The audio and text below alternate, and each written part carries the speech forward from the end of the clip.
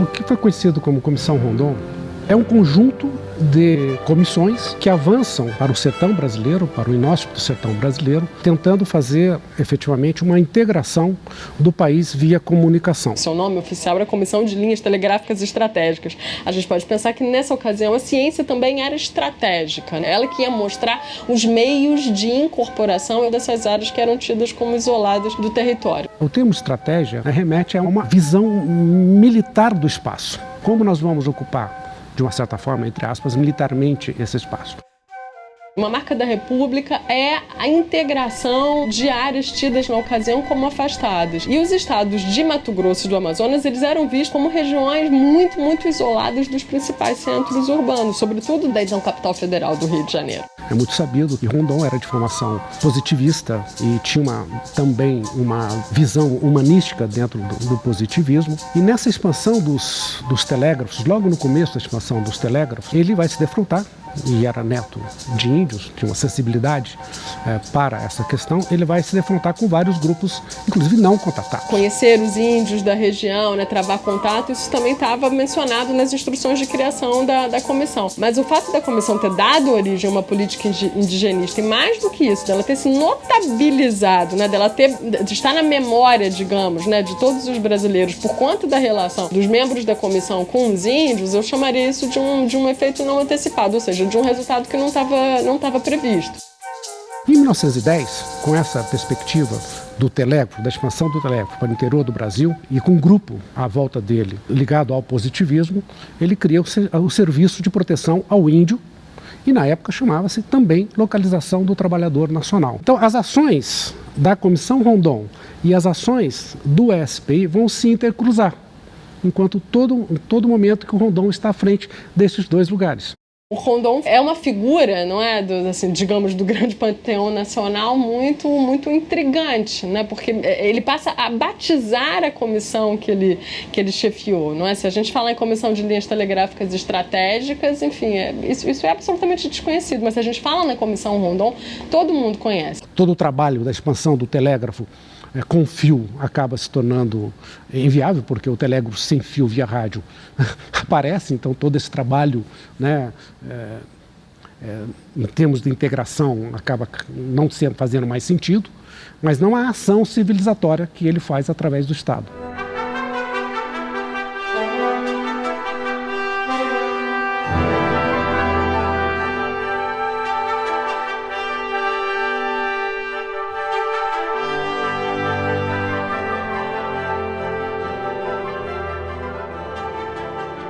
Os cientistas acompanharam mesmo as obras de extensão do telégrafo. O antropólogo mais importante que acompanhou a Comissão Rondon, que foi o Roquete Pinto, no seu relatório de campo, que deu origem a um livro que fez muito sucesso nos meios intelectuais na ocasião, que foi o Rondônia, ele diz, não, vamos registrar esse momento aqui, porque daqui a pouco eles serão civilizados, portanto a gente já não terá mais como estudá-los em loco, em campo, o seu modus vivendi, o modo como se relacionavam, como se alimentavam. Então vamos rapidamente registrar isso aqui, porque eles tinham muita clareza, mas esse na verdade era o próprio projeto deles, né, de que aquela ali era uma situação provisória, né, de que ela era transitória, ou seja, eles eram os próprios agentes da transição, era assim que eles se viam. Né?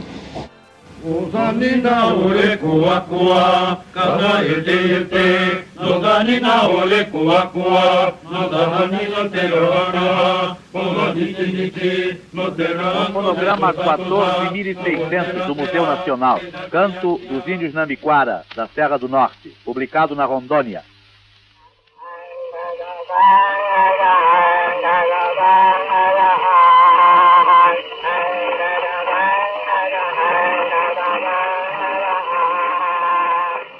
E se cria, em 1912, em Cuiabá, onde era a sede, o escritório central da Comissão Rondon, o serviço de fotografia e cinematografia da Comissão Rondon, encabeçado pelo jovem tenente Reis. E o Reis faz uma viagem para o exterior para comprar equipamento, compra 2 câmeras para fazer películas, volta e começa a filmar. Os primeiros, ou o pioneiro filme do chamado filme etnográfico, que é o Rituais e Festas Bororo, que mostra, né, um ritual funerário dos índios Bororo no Mato Grosso.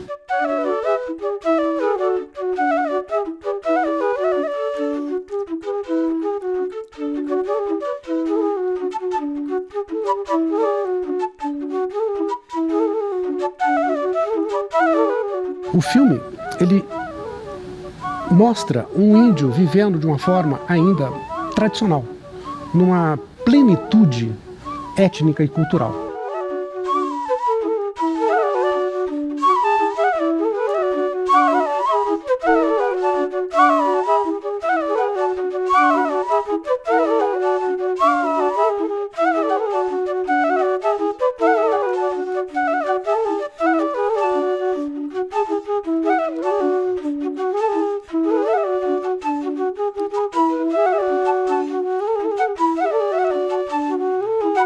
No final do filme tem uma cartela que diz: tínhamos ali a sensação dos tempos do descobrimento. Ou seja, remetia a uma ideia de um mito de origem da nação.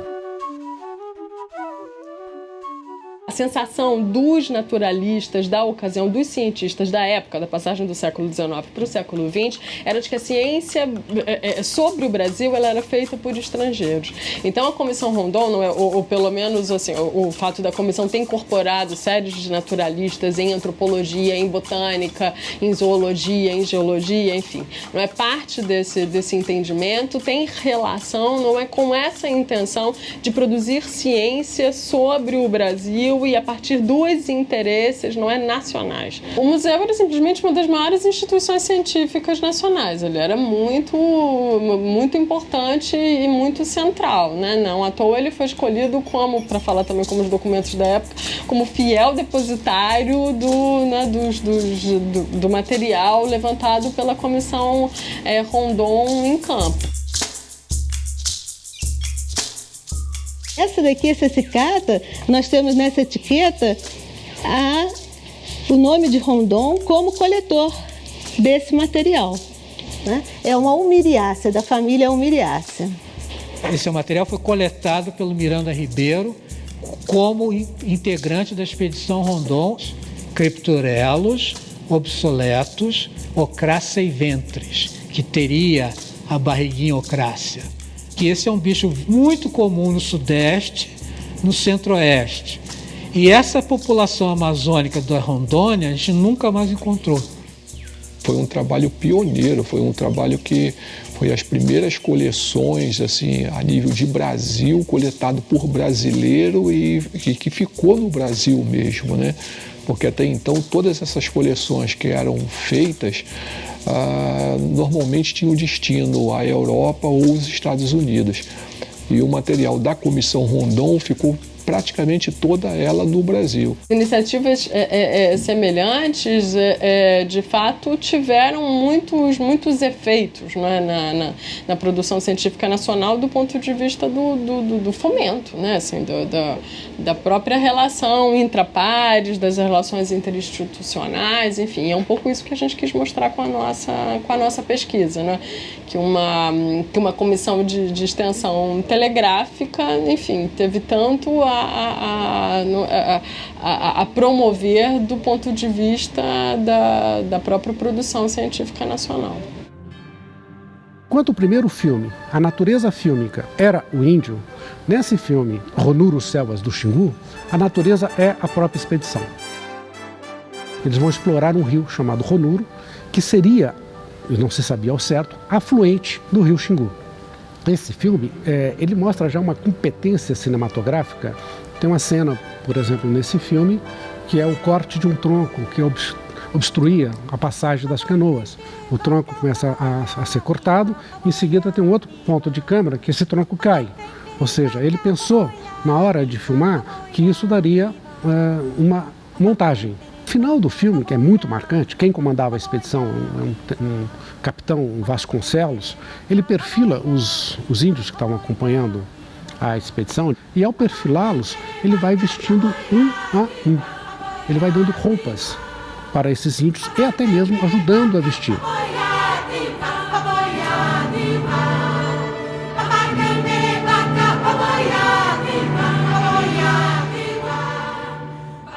que ali naquele lugar já não tinha mais etnia, não se falava mais da etnia, se falava de um índio genérico, estava construindo uma identidade como um semelhante ao branco. Ou seja, a roupa dá uma ideia de similitude.